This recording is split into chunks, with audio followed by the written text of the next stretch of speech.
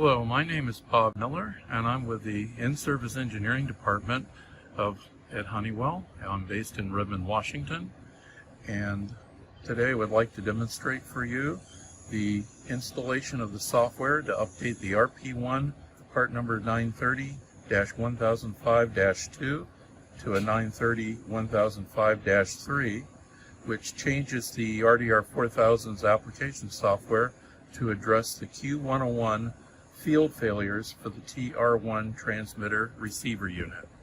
The service bulletin this covers is 930-1005-34-0237, which can be found in our technical publications website at myaerospace.com.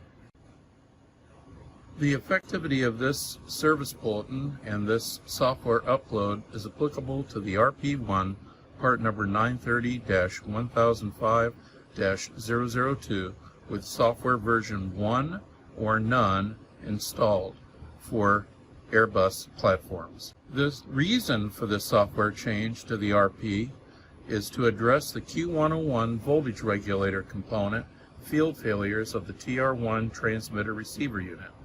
This software change is made to reduce the temperature fluctuation of the TR1 transmitter receiver's Q101 voltage regulator component.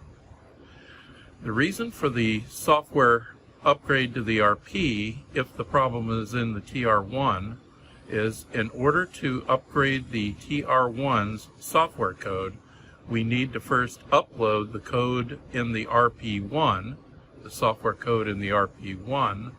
Then, once the RP1 has been updated using the interconnecting RDR-4000 communications link with the TR1, which is mounted in the pedestal of the DA1 drive unit and the aircraft's radome, the RP1 will transfer the latest software code to the TR1's internal processor unit. Before loading the new application software to the RP1, ensure that the unit has been powered down for at least 30 minutes. It has been observed that the unit will have a higher download failure rate at a temperature greater than 86 degrees Fahrenheit or 30 degrees centigrade. With no power applied to the unit, put the application software card, part number 718-1758-028, or a later version if this is a later service bulletin, into the vertical slot under the right port cover of the front panel of the RP1. And here on the front panel of the RP1 there's a rubber protective insert, and here's the flash card insert on the front panel of the RP1 for the compact flash card containing the new application software. This is the compact flash card containing the new software per the service bulletin mentioned. The part number of the card 718-1758-028. And it contains the application software, and if necessary it also contains the configuration software for the Hazard 2 function.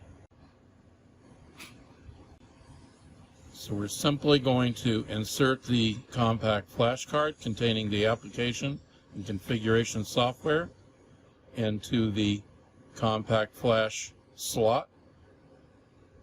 Securely, firmly insert it. Make sure it's firmly seated, completely seated. The power is off on the unit. And now with it safely inserted, we're going to power up the RP1. After approximately 2 minutes, a status message will come into view. So please be patient for up to 2 minutes, even though you have the card inserted and you've then powered up the unit.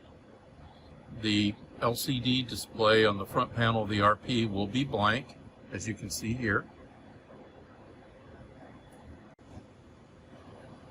The RP is continuing to fetch or obtain additional files from the compact flash card, and now it's uploading or acting upon those files again changing out the old software for the new software.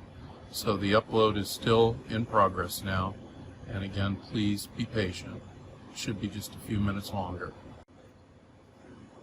Okay, looks like we have a success. On the display it says upload has been successful. If you receive any other message like upload fail or invalid card, that is not a good thing. You would need to repeat the process if necessary. Either there could be a problem with the RP or a problem with the compact flash card or the data loaded onto it, but more than likely you'll have the same success, upload successful.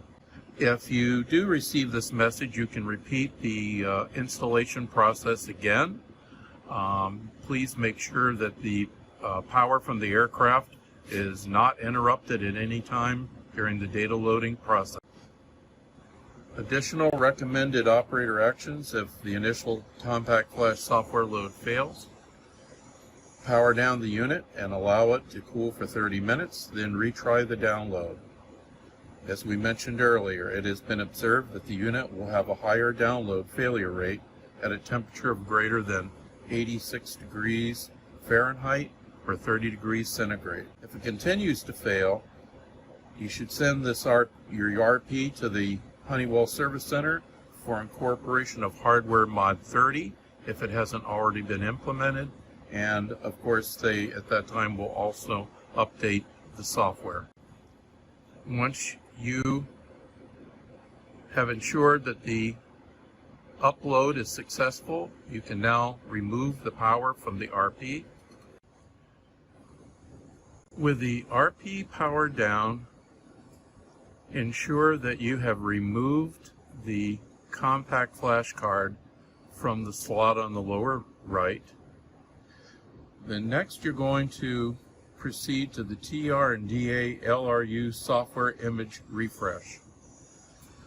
When you have uploaded the new application software, it is the responsibility of the RP1, when you power up the RP1 the first time, to ensure that the TR1 and the gimbal drive module and the DA drive unit have the latest software code. This procedure can take approximately 10 minutes. There is no special screen or message that occurs, but it's much like when you turn on the system in the aircraft in the morning before your first flight. The RP will always check to make sure that the TR1 and the DA has the latest software. So we'll go ahead and power up the RP1, and you'll now see the default screen, RDR-4000, and you can choose either fault record or the configuration information. So now we're going to perform the data load check. In order to do that, I'm going to use the scroll and select buttons. So I'm going to press the left button on the front panel of the RP called scroll, and you'll notice that there's a little greater than symbol, which we call a caret. And when you scroll, you're going to scroll configuration until it gets to the caret. So I'm going to choose configuration by pressing the right button, select. Then I'm going to scroll to RP-IOP, which means radar processor and input-output processor. There's a microprocessor on that card inside the RP, and I'm going to make sure that it has the correct code, software part numbers. So then select, then scroll. You can see the part number of the unit has now changed to 930-1005-003, where before it was a -002. So it now has the new software loaded. And I'm going to continue to scroll until I see APP, which is application, meaning the application software. and it shows the part number as mentioned in the service bulletin. This confirms that it's 996-4020-507. Next, I'm going to scroll until I see DB for database, meaning the train database, and it shows the part number is 996-1232-547, which is correct per the service bulletin. Okay, now press next. Now we're going to look at RPMP configuration, radar processor, main processor, the main processor on the internal weather DSP card, to make sure that it has the latest application software. So next I'm going to scroll. Again, the part number is correct on that processor. Our new LRU part number 930-1005-003. Then I'm going to scroll to APP for the application part number, and that is correct per the service bulletin, 996-4020-507.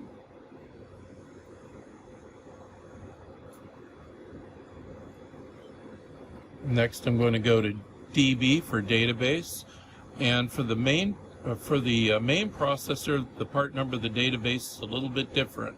It's 996-0175-502, and that is per the service bulletin. That is correct. Next, I'm going to depress the next button and go to the TR. And with the TR, you're going to do the same thing. You're going to check that the application part number is also 996-4020-507. Then you'll scroll to the DA, and the DA should also show the same part number, application part number, 996-4020-507. If the part numbers are not correct, please reinstall the application software again. Please repeat the process again. For the last task per this service bulletin, I need to do the modification marking using red paint. Using a red color marker, make sure that the database .1 is covered here on the software modification label on the lower left corner of the front panel of the RP. And with that, you can power down the unit, and your upgrade of your 930-1005-002 to a -003 RP1 radar processor unit is complete for Service Bulletin 930-1005-34-0237. Thank you very much for your attention, and have a good day.